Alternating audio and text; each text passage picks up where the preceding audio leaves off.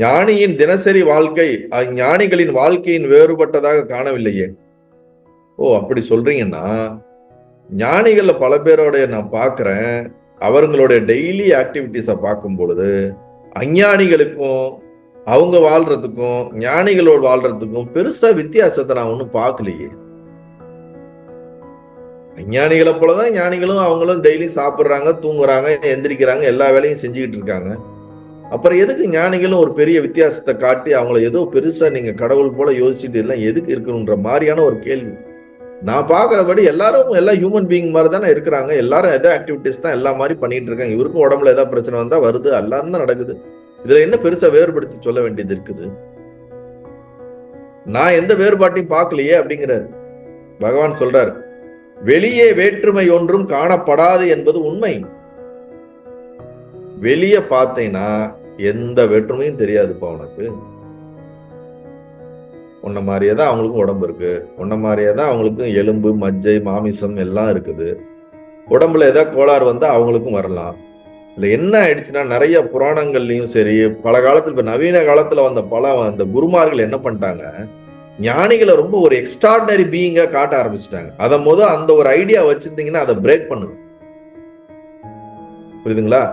ஞானிகள் ஒரு எக்ஸ்ட்ராடனரான அவங்க எல்லாத்தையும் செய்ய முடியும், எல்லாத்தையும் பார்க்க முடியும், அவங்களுக்கு முக்காலமும் என்னென்னமோ சொல்லி இவங்களுடைய ஃபேண்டசி எல்லாம் உங்களுக்கு ஏகப்பட்ட ஃபேண்டசி ஸ்பிரிச்சுவாலிட்டியை பற்றி போட்டனால அவங்கள என்னமோ ஒரு சூப்பர் ஹியூமன் பீயிங் மாதிரி நினைக்கிறீங்க. அது ஏதோ சூப்பர் பீயிங் மாதிரி நினைக்கிறீங்க. அவங்க வெரி வெரி ஆர்டினரி பீயிங் தான். ரொம்ப ரியாலிஸ்டிக்கான யதார்த்தமான இருக்கக்கூடிய ஒரு பீயிங் தான் ஞானியா இருக்க முடியுமே தவிர எக்ஸ்ட்ராடினரியான சூப்பர் ஹியூமன் அப்படிலாம் ஒண்ணு கிடையாது. சூப்பர்மேன் இருக்காருல்ல, ஸ்பைடர்மேன் இருக்காருல்ல, அந்த மாதிரி ஞானிகள் என்ன அவங்களுக்கு எல்லாம் ஏதோ வித்தியாசமா ஏதோ ஒண்ணு 2 தலை 10 கை என்னென்னமோ இருக்குன்னு நம்ம கற்பனை பண்ணிக்கிறோம். அப்படி கற்பனை பண்ணா கற்பனைக்கு நிஜத்துக்கு சம்பந்தமே இருக்காது. உடம்புல ஒரு வியாதி வந்தா டாக்டர்கிட்ட தான் ஓடணும். ஏதோ யோக நிலைன்றீங்க, குண்டலினின்றீங்க, கான்சியஸ்னஸ் என்னென்னமோ பேசுறீங்க. பிரெயின்ல ரத்தம் வந்தா போய் ஆஸ்பத்திரியில படுத்து ஸ்கல்ல ஓபன் பண்ணி ஆப்ரேட் பண்ணி தான் வேலை பார்க்க வேண்டியதா இருக்குது. அப்ப இவ்வளவு நாள் நீங்க சொன்ன யோக நிலை அப்படிங்கிறதுக்கும் இப்ப பிரெயின்ல ஆப்ரேட் பண்ணி ஸ்கல் வச்சதுக்கும் என்ன வித்தியாசம்? அப்ப யோக நிலையில எல்லாம் சரி பண்ணிருக்கலாமே. பண்ணிருக்க முடியுமா இல்லையா? எதுக்கு நம்ம ஸ்தூல சரீரத்துக்கு அலோபதியை போய் நம்ம அப்ரோச் பண்ண வேண்டியது இருக்கு? மக்களுக்கு எக்ஸ்ட்ராடினரியா எதையோ ஒண்ணு காட்டினா அவங்களுக்கு ஏதோ ஒரு பேய் பூதம் மாதிரி ஒரு பெரிய கற்பனை மாதிரி இந்த ஃபிக்ஷன் ஸ்டோரி இருக்குல்ல, ஏதோ ஒரு உலகத்துல போய் அங்க இருக்கிறவங்களை காப்பாத்துறது, இங்க காப்பாத்துற மாதிரி இந்த சினிமா படம் எடுப்பாங்க ஹாலிவுட்ல. அந்த மாதிரி ஸ்பிரிச்சுவாலிட்டிக்கு ஒரு டூ மச்சான ஒரு ஓவர் எக்ஸாசரேட் பண்ணி ஃபேண்டசியை ஹியூமன் பீயிங்க்கு நமக்குள்ள கொடுத்துட்டாங்க சொசைட்டில. அதை வச்சே நம்ம பாக்குறோம். அவங்க என்னமோ காத்துல பறக்கிற மாதிரியும் இது மாதிரி சில சித்திகள் இருக்கும்.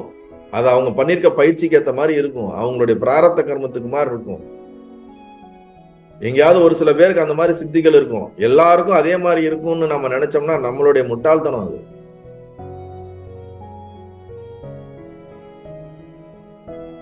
எல்லாமே யோக நிலையில சரி பண்ணிக்கலாம்னா எதுக்கு நீங்க ஹாஸ்பிட்டல்ல போய் ஆபரேட் பண்றீங்க? எதுக்கு நம்ம டாக்டர் சொல்றதை கேட்க வேண்டியதுக்கு எதுக்கு கேட்கணும்? பகவான் ரொம்ப டைரக்டா 100 வருஷத்துக்கு முன்னாடியே சொல்லிட்டாரு. என்ன சொல்லிட்டாரு? வெளியே வேற்றுமை ஒன்றும் காணப்படாத உண்மை. வெளியில எல்லாம் ஒன்னும் பெருசா நீ ஒன்னும் சேஞ்சஸோ பெரிய ஒரு நீ எல்லாரையும் போலதான் சாப்பிடுவாங்க, எல்லாரையும் போலதான் இருப்பாங்க. மேபி சில மகான்கள் நம்ம முன்னாடி காலத்துல வாழ்ந்திருக்காங்க. நீங்க இப்ப ரீசெண்டா சேஷாத்திரி சுவாமிகளா இருக்கலாம். நிறைய சில மகான்கள் அதாவது நார்மலான சொசைட்டி அப்ரோச்ல இருந்து டிஃபரெண்டா இருப்பாங்க. அவங்களால சொசைட்டியோட நேரடியா அப்ரோச் பண்ணி நார்மலான வாழ முடியாம டோட்டலியா அன்அப்ரோச்சபிளா இருக்கிறவங்களை நம்ம கணக்குல எடுக்கக்கூடாது. நீங்க நார்மலான ஹியூமன் பீயிங்கான திங்கிங்கோட ஒர்க் பண்ணி இது பண்ற அந்த பர்சனாலிட்டி இருக்கக்கூடிய ஞானிகள் எல்லா ஹியூமன் பீயிங் மாதிரி தான் இருப்பாங்க. அவங்களுக்கு ஒன்றும் சூப்பர்ஃபிஷியலான ஒன்றும் வந்துடாது.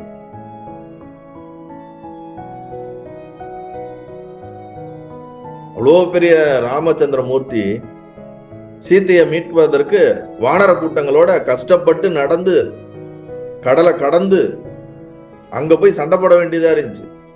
அவர் அவதார புருஷர் தானே. அவர் நினைச்ச நேரத்துல சங்கல்பம் பண்ணி எல்லாத்தையும் எடுத்துட்டு வந்திருக்க முடியும் தானே. எதுக்கு போய் சுக்ரீவன்ட்ட கெஞ்ச வேண்டியது இருக்கு? அவனுக்கோசரம் சண்டை போட்டு வாலியை கொண்டுட்டு அவன் பாட்டுக்கு அவன் போய் என்ன பண்ணிட்டான், குடியும் கும்மாளமா இருக்கிறத பார்த்துட்டு அழுகிறாரு, வருத்தப்படுறாரு ராமச்சந்திரமூர்த்தி. யார்கிட்ட? லட்சுமணன்ட்ட. இந்த மாதிரி அவன் பண்றானே, அவன் நம்மகிட்ட கமிட்மெண்ட் கொடுத்தானே, அவன் பாரு அவன் நிறைவேற்றாம இப்படி இருக்கிறானேன்னு உடனே அதை கேட்ட இவர் வருத்தப்படுறத கேட்டு லக்ஷ்மணன் கோவம் வந்து இவனை நான் என்ன பண்றேன் பாருன்னு கிளம்பி போறாரு. அதுக்கப்புறம் தான் அது ஒரு விஷயமா அது படிச்சிருப்பீங்க நீங்க ராமாயணத்தை. அப்ப நம்ம வந்து எக்ஸ்ட்ராடினரியா சூப்பர்ஃபிஷியலா இருக்கிறத வந்து தயவு செய்து தூக்கி போட்டுருங்க. அப்பதான் நீங்க ஸ்பிரிச்சுவலி க்ரோ ஆவீங்க. அதுதான் உங்களுக்கு உண்மையான குரோத்தா இருக்கும். நீங்க சூப்பர்ஃபிஷியலாவும் எக்ஸ்ட்ராடினரியாவும் அல்லது அன்இமேஜினபிளா இருக்கக்கூடிய விஷயங்களை எல்லாம் ஸ்பிரிச்சுவாலிட்டியில கொண்டு போய் கலந்தீங்கன்னா நீங்க 1% கூட வளர மாட்டீங்க.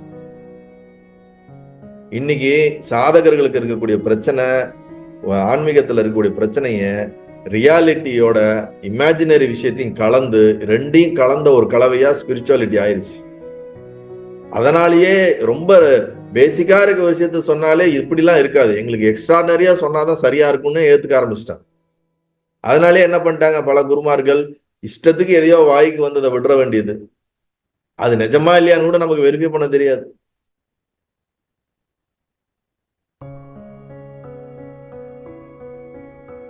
ஒருத்தர் எக்ஸ்ட்ரானரி ஹியூமன் பீயிங் நான் உருவாக்க போறேன் பல வருஷமா ரூமுக்குள்ள இருந்து என்னென்னமோ முயற்சி பண்ணார். அவர் உடம்ப அவர் வந்து இறக்கவே மாட்டார்னு சொன்னாங்க.